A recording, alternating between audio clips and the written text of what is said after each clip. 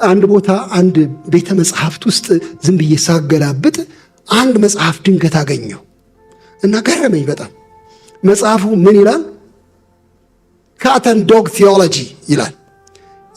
የድመትና የውሻ ነገረ መለኮት ይላል እና ገርሞኝ በጣም ሁለት ስዕሎች አሉበት። ውሻው በዚህ በኩል ድመቷ በዚህ በኩል እና የድመትና የውሻ ስነ መለኮት። በኋላ አስገርሞኝ ፎቶግራፍ አነሳው። በኋላ ቀስ ብዬ ማንበብ ጀመርኩኝ። የብዙ ሰው ቴዎሎጂ እዚህ ውስጥ ይፈተሻል ይላል። እንዴት? እንደዚህ ነው ይላል። እዚያ ላይ ዝርዝር ሲናገር አንዳንዶቻችሁ አንብባችሁት ሊሆን ይችላል። ምናልባት ምን ይላል? ውሻ ምን አረገ ሲናገር ስለ ጌታው ስለ አሳዳሪው ሲናገር የኔ አሳዳሪ የኔ ጌታ በጣም ድንቅ ሰው ነው። በጣም በእውነት በየጧቱ እየተነሳ ያበላኛል፣ ሲጠማኝ ውሃ ይሰጠኛል።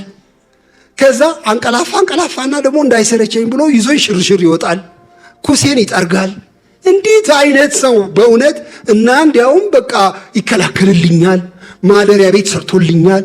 ይሄ ሰውዬ አምላክ ሳይሆን አይቀርም ይላል ውሻው።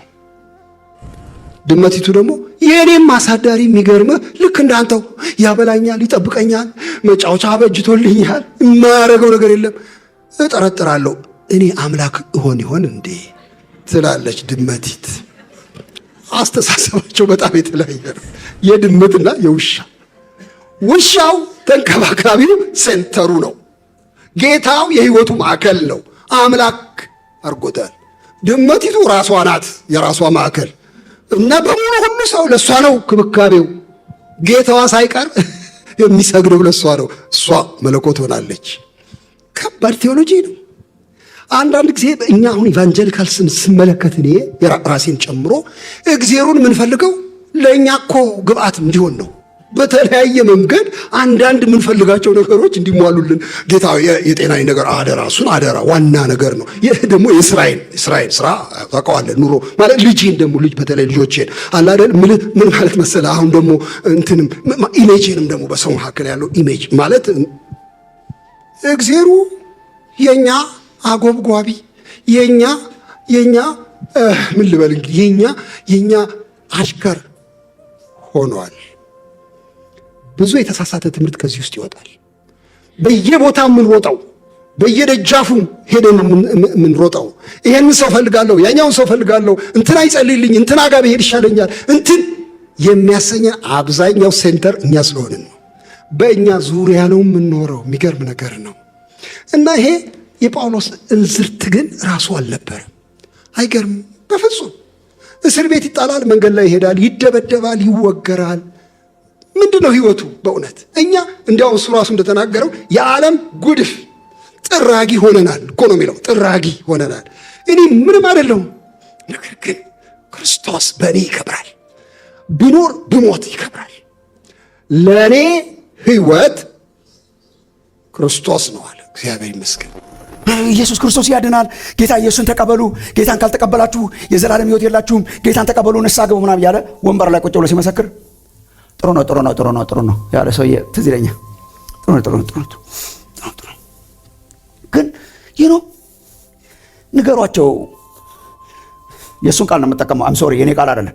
ንገሯቸው። እዛ ታች ሄዳችሁ ትንሽ ራቁታቸውን ያሉት ምናምን አለ አይደል? ያልተማሩትና ራቁታቸውን ያሉት ራቁቱን እንደሆነ ማያውቅ ማለት ነው። ልብስ ስለለበሰ የለበሰ የመሰለው፣ እንግሊዝኛ ስለተናገረ ኢየሱስ የማያስፈልገው የመሰለው፣ ስለተማረ ፊደል ስለቆጠረ ታችኞችን ዝቅ አድርጎ የሚያይ፣ በራሳቸው መነጽር ለእኔ ክብር አይመጥንም የሚሉ ለእኛ ኦኬ ነው። አላወቃቸው ይሆናል ወንድሞቼ እናቶቼ። የሰው ልጅ ክብር ኢየሱስ ክርስቶስ። ስልጣን ክብር አይደለም፣ ዝና ክብር አይደለም፣ ልብስ ክብር አይደለም፣ መማር ክብር አይደለም፣ እውቀት እውነተኛ ክብር አይደለም። እውነተኛ ክብር ሰው ከእግዚአብሔር ዓላማ ጋር ሲታረቅ፣ እውነተኛ ክብር የተገፈፈው ክብራችን ሲመለስ የሚመልሰው ደግሞ ኢየሱስ ክርስቶስ። ሮሜ ምዕራፍ 3 ቁጥር 23 ሁሉ ኃጢአትን ሰርተዋልና የእግዚአብሔርም በሉታ ክብር ጎድሏቸዋል። ሰው ሁሉ ኃጢአትን ሰርተዋል። ታዲያ ሰው ሁሉ ምን ሆኗል? ክብር ጎድሎታል። ሌት ሚ ቴል ዩ ማይ ፍሬንድ፣ የእግዚአብሔርን ዳያግኖሲስ ልንገራችሁ፣ ምርመራ ውጤት። ሰውን ሁሉ ሲመረምር እግዚአብሔር ሰውን ሁሉ ሲመረምር ሰው ሁሉ ክብር ጎድሎታል። ሄሮድስ እኮ ነው በቤተ መንግስት ክብር የጎደለው ንጉሥ። እኔ እኮ በጣም የተማርኩ ነኝ። የተማረ ክብር የጎደለው ሰው።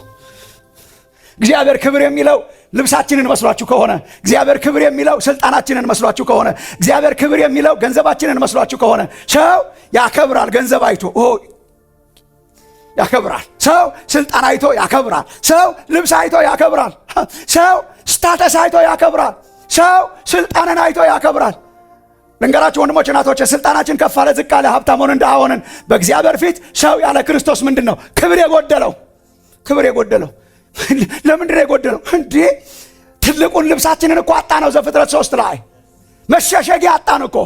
እግዚአብሔር ለክብሩ ፈጥሮን፣ ለዓላማው ፈጥሮን፣ በአምሳሉ ፈጥሮን፣ ከእግዚአብሔር ጋር የምንገናኝ ሆነን የከበረ ነበረ ሰው። እግዚአብሔር የሚጎበኘው ነበረ፣ ከእግዚአብሔር ጋር የሚገናኝ ነበረ፣ ከእግዚአብሔር ጋር ቀጥታ ግንኙነት ነበረው። እግዚአብሔር ልብሱ ነበረ፣ እግዚአብሔር ክብሩ ነበረ። እርስ በርሳቸው እንኳን አይተፋፈሩም ነበር፣ እግዚአብሔርንም አያፍሩም ነበር። ጽድቅ አልብሷቸው ስለነበረ እግዚአብሔር then what happened? ኃጢአት ሲሰሩ ምን ሆኑ? መግቢያ አጡ፣ ተሸሸጉ። ለምን? ከክብር ጎደሉ። ፍራፍሬ አለ፣ ዛፍ ቅጠሉ አለ፣ የሚበሉት አለ፣ የሚጠጡት አለ፣ አካባቢያቸው ሙሉ ነው፣ ግን ተሸሸጉ። ለምን? ክብር የጎደለው ሰው። ክብሩ እግዚአብሔር ነው።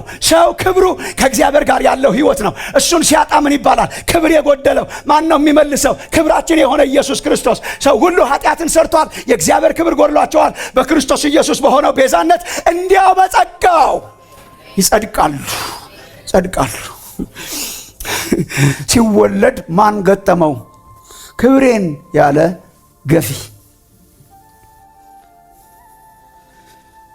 ክብር የማይሆን ክብር ጢም አድርጎ የገፋ፣ ክብር የማይሆን ክብር፣ ክብር የማይሆን ስልጣን፣ ክብር የማይሆን ዝና፣ ክብር የማይሆን ፓወር እስከ መጨረሻው። ምን አይነት መሸወድ ነው!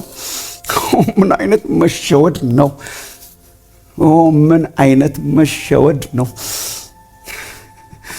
ክብር ላልሆነ ነገር ክብርን መግፋት። ማን ገጠመው? እስከ መጨረሻ አሳደደው። በክብር የመጣህ ባዩ ሄሮድስ።